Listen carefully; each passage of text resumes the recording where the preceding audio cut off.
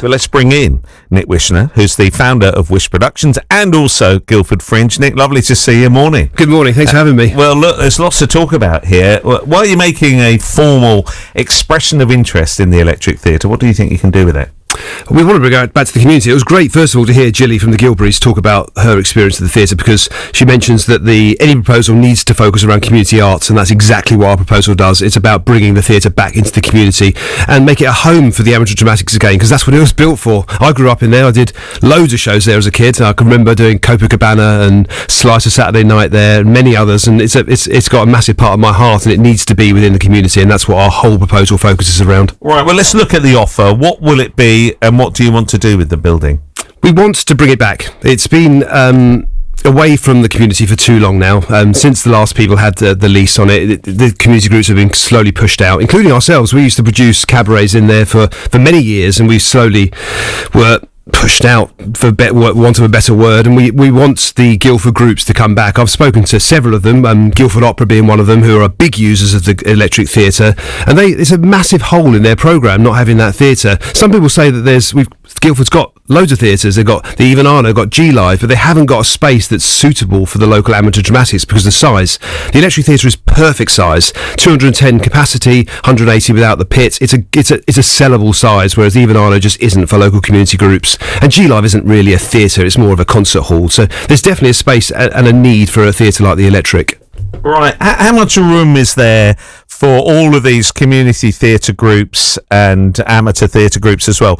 There's only 52 weeks in the year, and how is your vision of actually fitting everyone in and not being pushed out like you feel you were? Absolutely. I mean, we've got other venues we can use. We're a professional theatre company, so I really worry more about the amateur dramatic societies that were pushed out, because they really haven't got anywhere else to go. Church halls and things like that. Well, great, but they're not theatres. And in terms of space, unfortunately, since I was a kid, a lot of the amateur dramatic groups have gone, and there's only a handful left, really. So there is plenty of room for everybody. It just needs to be a realistic conversation between the leaseholder and the amateur dramatics groups about costings, because one thing the theatre has struggled with publicly is raising enough money to keep the theatre going. So that's one thing that needs to be an open discussion between the groups and the leaseholder. Right. ACM, the Academy of Contemporary Music, which is right beside it on the top of the Rugby building, above the Weatherspoons, if that makes location. Well, it's a great location, especially if you're a student, blimey. Yeah. But look, they found they couldn't make it work. They say they were subsidising the Electric Theatre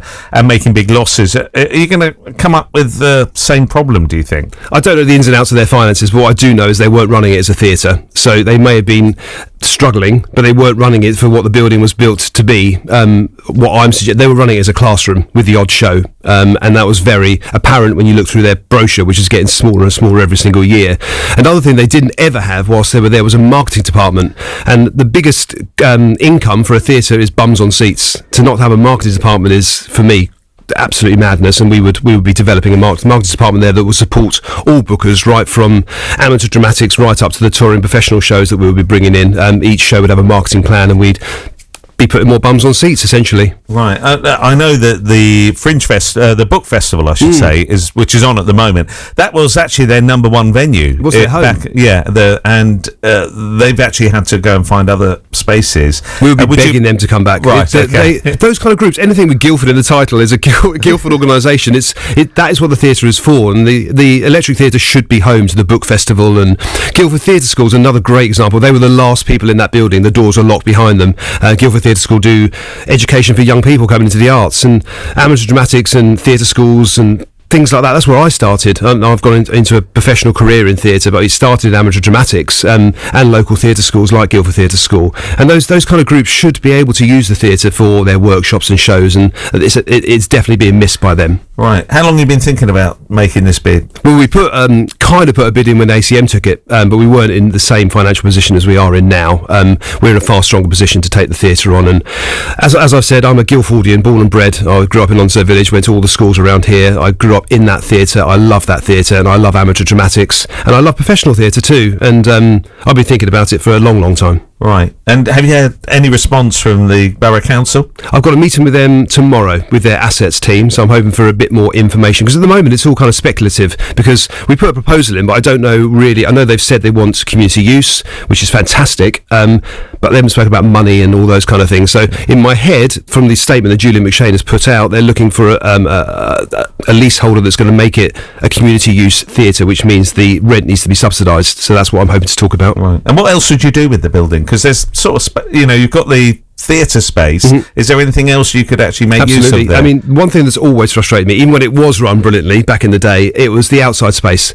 There's a lack of riverside locations in Guildford, which is weird as a river goes through our city centre and town centre. But I would open up that space and make it into kind of a festival vibe. So AstroTurf, nice planters, open up that riverside area, which is now covered with wisteria. So open all that up so people can sit out there. During the summer months, you can have performances out there, even like gin festivals, beer festivals, arts festivals, of course, a mini kind of busking stage. So people can use it during the day and the evening, and it's just another performance space, really. And that would be a crucial source of income. Obviously, I run the Fallen Angel Bar in Guildford, which we've just had our 3rd birthday. The bar is a income that a theatre really needs, and we need to maximise that output. Yeah. Good luck. Thank you so much for having me. Do you know if there's any other people bidding for it? Is it all a bit closed book at the minute? Not a clue. No, absolutely not. I'm assuming there will be. It's a lovely building, but whether they want to run it as a theatre or not, that's another matter. All right. Nick, appreciate you coming on. We did ask to speak to somebody from Guildford Borough Council. No one was available, but in a statement they did say they're currently organising a roundtable discussion to bring interested parties together. They said that no decisions have been made at this stage, but they have had numerous expressions of interest submitted and look forward to discussing all of these at their events.